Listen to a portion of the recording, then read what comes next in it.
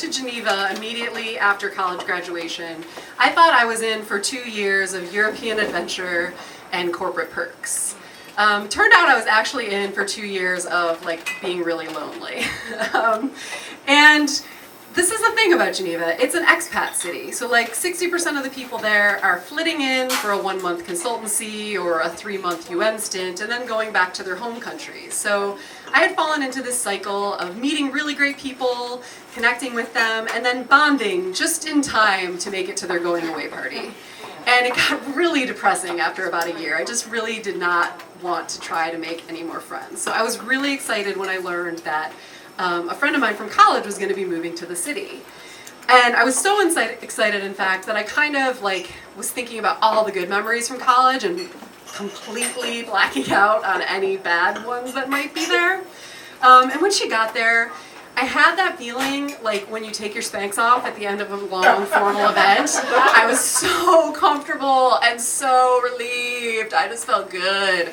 And I like immediately unloaded a year's worth of stuff on her. I let her know about all my loneliness and my sadness and my happiness and my excitement and my crushes. And most importantly, I wanted her to never feel as lonely as I had, so I made a point of introducing her to everybody that I knew in the city, like immediately. Like any event I got invited to, I went and I brought her. So at 2 weeks, she was pretty in with my friends, and we went over to this guy's house. So to describe this guy, I'd have to say we were almost dating. Like, he would walk me home after a group event, but then not kiss me at the door, which was confusing. But I had it on good authority from mutual friends that this was the night we went to his house to watch the movie. He was going to walk me home and show me signs of affection. So I was into it. We watched The Shining, very romantic.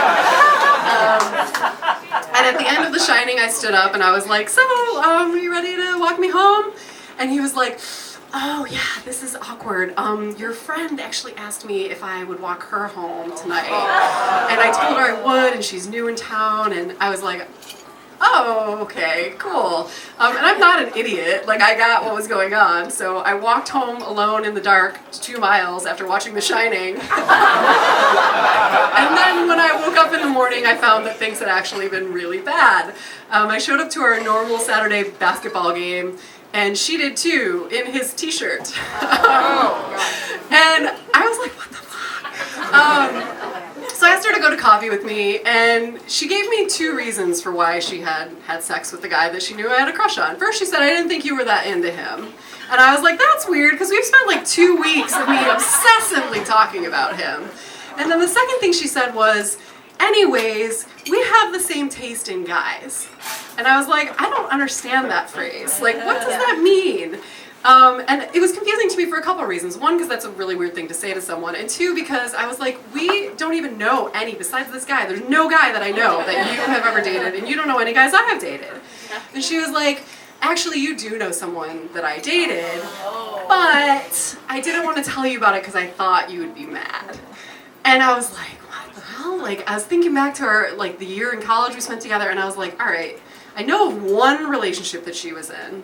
It was with a really good girlfriend of ours, and it was this big secret because they both had boyfriends back at home, and like nobody was supposed to know, but of course everybody knew. And I was like, I am straight, I do not know why this would make me mad. Like, I don't get it, I'm not seeing it. And she said, well, it was because you were dating him at the time. And I was like, eh. And she's like, but don't worry, it was really quick. We only hooked up for like a week, and we only did it in your car a few times. What? And I was like, what was going on? And then I remembered, like, I did lend you my car. I totally had remembered when I went on spring break, I gave her my car. And I was like, all right, what is this? So she told me who the guy was, and I laughed. I was like, okay, first of all, that was my friends with benefits, and he was allowed to do whatever else he wanted. And secondly, at the time you had my car, bitch, I had already broken up with him. Like, we weren't even seeing each other anymore. I was back with my old boyfriend, so whatever. And I saw that when this didn't bother me, rather than like registering relief, her face registered like grave disappointment. Like, she was like not happy.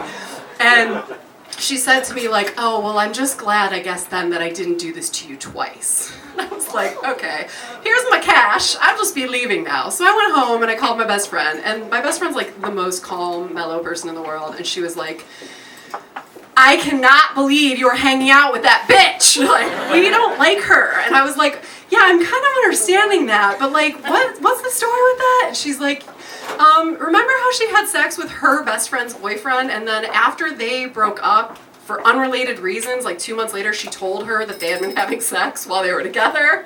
And I was like, no, I didn't remember that, but I do now, yeah. And she's like, and remember how when you lent her your car, she actually crashed it? And then when it wouldn't start, she completely denied that anything had gone wrong with it, and there was like weird trash in the backseat of your car that she also wouldn't claim. And I was like, kind of. Like, there's like a vague, foggy thing happening back there. And I realized that because I had been so lonely and all this pain that I was feeling, I just completely blocked out all these negative memories and took this really easy path to friendship, and that just doesn't ever work. And I also realized that if you're a fucking sadist, you need to do it in your own bedroom or in a dungeon and spare your friends. Thank you.